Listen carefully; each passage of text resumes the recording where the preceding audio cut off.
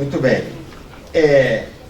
A importância desse painel, eu acho que é abrir a oportunidade para os meus companheiros que estão aqui do lado expressarem suas opiniões. Eu creio que o meu papel é um papel aqui meramente introdutório dos temas, e a parte interessante virá quando os outros tiverem a oportunidade de participar. Vamos ver se eu consigo fazer essa apresentação bem curta e para deixar, inclusive, mais tempo para todo mundo poder falar. Eu vou apresentar apenas 2 slides, e esses slides vão ter o seguinte objetivo: é chamar a atenção para algo que me parece que as pessoas aqui no Brasil ainda não perceberam com muita clareza, que é o seguinte. Esse ponto inicial que eu queria fazer é o seguinte: um país que tem no seu orçamento um negócio que tenho chamado de a grande folha de pagamento, que é o que está sendo mostrado nesse gráfico, vocês podem ver naquela seta, que com base nos dados de 2012, 73,7% do gasto da União é explicado por 3 itens que eu chamo de a grande folha. Previdência, assistência e pessoal. Por que a grande folha? Porque são todos pagamentos a pessoas, como se fossem pagamentos a assalariados. 73,7% é de 2012. Se eu pegar o dado de 2014, é um pouquinho só diferente, é mais ou menos o mesmo. A diferença aqui é em relação ao dado de 87, que é esse pedaço menor aqui da pizza, que se alguém que está do lado me disser, porque eu já não enxergo tão bem o número nessa distância, mas eu acho que ali está 39%. Pois bem. Então, o 39% virou, grosso modo, 74%, por conta da implementação da Constituição de 88. Então, o ponto, primeiro, eu não consigo, eu tenho falado muito sobre isso aqui nos meus trabalhos do fórum, mas eu não consigo direito transmitir isso, eu não tenho essa capacidade de jogar isso na mídia como eu jogo e fazer as pessoas pensarem sobre isso. É difícil entender isso, ainda que pareça uma coisa tão simples quando a gente olha assim à primeira vista. Mas o segundo ponto que eu percebi depois que eu fiz as pizzas é que um país que tem uma situação dessa, ele não pode se dar o luxo de deixar de crescer a algo pelo menos ao redor de 4,5% ao ano. Por quê? Porque isso aqui cria, além de ser uma pizza, e pelo fato de ela ter crescido, essa parcela, isso mostra que se a tendência ascendente continuar, ela vai crescer e vai dificultar qualquer perspectiva de ajuste do gasto diante de uma dificuldade de receita. Então, se a economia não cresce pelo menos a 4,5%, que significa que a receita aí pode crescer, digamos, 8%, 9% ao ano, estou falando tudo acima da inflação. Aí, se o gasto tende a crescer sempre, e ele tende, esse tipo de gasto, nós teremos um problema fiscal, porque se a economia, por alguma razão, encolhe, aí o que acontece? O gasto continua crescendo, mas a arrecadação desaba junto com a economia, e aí nós temos uma crise fiscal. Aliás, é exatamente a crise fiscal que nós estamos vivendo neste momento. Por quê? Porque até um certo momento, dentro dos governos que se iniciaram em 2003, até um certo momento a economia cresceu a 4,5%, receita e despesa cresceram a 9%, e o superávit herdado se manteve. Só que de uns tempos para cá, o PIB passou em média a crescer a 1,2%, a receita caiu para 1,2%, e a despesa ficou entre 5% e 6%. E aí nós criamos um problema, que é a queda do superávit e a crise fiscal que nós estamos vivendo. Então, a primeira mensagem que eu queria trazer é essa: um país que tem essa situação, enquanto ele não mudar, ele não pode se dar o luxo de crescer menos que 4,5%. Então, aí tem uma crise grave, e na falta de condições de alterar esse quadro, tem que ir atrás de uma CPMF, que é o que nós estamos vivendo hoje, e não sabemos o que vai acontecer. Já perdemos o grau de investimento, estamos correndo atrás para não perder o segundo. Então, esse é um ponto muito importante, porque isso nos leva a pensar o seguinte: a estratégia de desenvolvimento seguida, e que os governos normalmente capitaneiam, essa estratégia não pode ser uma estratégia que não privilegie de alguma maneira o investimento. Porque uma hora, se eu privilegiar o consumo, como tem ocorrido nos últimos anos, uma hora vai faltar a capacidade de produção para atender a demanda de consumo que é feita, e aí a economia entra numa situação de estagnação, que é o que ocorreu de 2 anos para cá. Antes da crise veio a estagnação. Então, é para dizer que você pode até passar um tempo sem olhar muito para o investimento, mas chega uma hora que você tem de olhar, senão você entra numa crise. E quem estiver vivendo a crise vai sentir, vai sofrer, a população vai sofrer, nós todos estamos vivendo isso. Ou seja, o ponto é, eu tenho de mudar isso se eu não quero depender tanto do crescimento. Bom, aí tem um segundo item, tudo isso é resultado dos estudos que eu tenho feito aqui no fórum.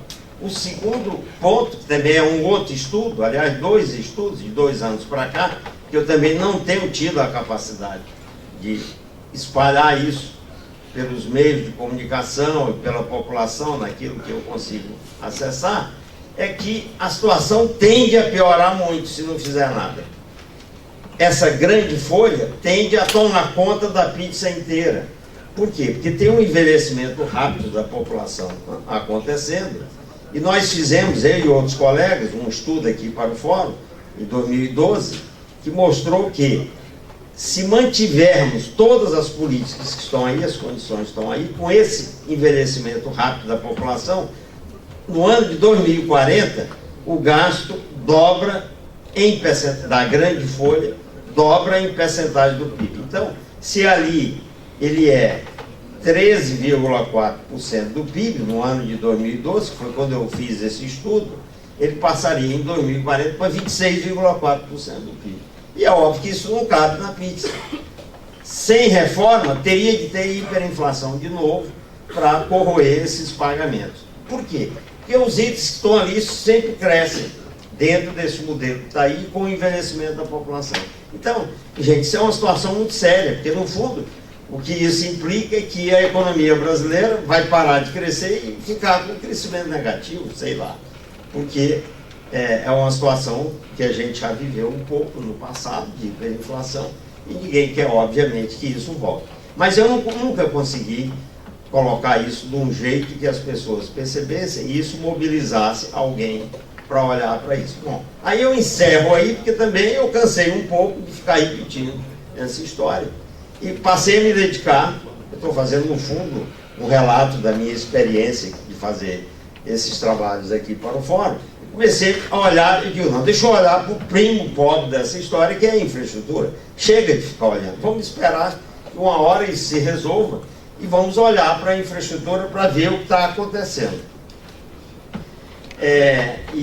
Inclusive ver, porque uma hora se resolve isso. E também tem o seguinte: será que brigando por um aumento do peso dos investimentos, seja no setor público, seja por outros caminhos, a gente não consegue melhorar a sustentabilidade desse processo, aumentando a taxa de crescimento do PIB? Porque as projeções que nós fizemos foram para um PIB que, na época, em 2012, nós achamos até baixo, um PIB da ordem de 3% a 3,5%, que a gente olha hoje e começa a achar que ele é alto, que baixo coisa nenhuma, infelizmente. Mas, enfim, na época a gente dizia, pode ser, vamos olhar essa coisa da infraestrutura, que a gente sabe que é um item crítico no processo de investimento, se por aí a gente resolve um pouco esse problema.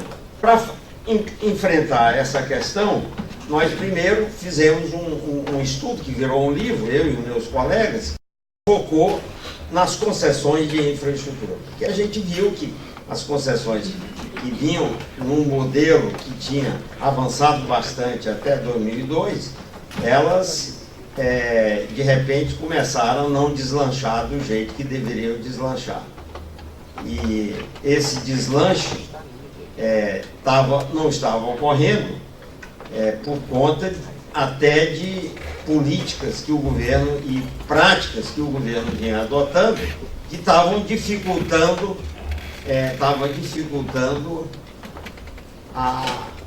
o andamento, vamos dizer, mais rápido do processo de concessão. Então, esse foi o objetivo desse primeiro livro, foi fazer um diagnóstico, identificar, e muita coisa aconteceu, eu não vou relatar aqui. Depois nós fizemos 2 estudos para o fórum, atualizando esse livro. Isso tudo está nos anais do fórum, qualquer pessoa pode ir lá e ver, mas muita coisa melhorou, avançou, esse processo conseguiu, por conta do esforço que os atores desse processo tiveram, e nós tivemos aí uma melhoria, mas ainda persistem muitos problemas, e por isso é que esse é um tema que eu continuo estudando e cutucando, para ver se por aí a gente também avança, enquanto se espera que esse problema resolva. A questão fundamental aí é um paradoxo que eu queria chamar a atenção, que é o seguinte: o governo, a esta altura, já deve saber que precisa do crescimento para ir administrando essas coisas, e, ao mesmo tempo, ele age como se não quisesse que esse investimento privado em infraestrutura crescesse.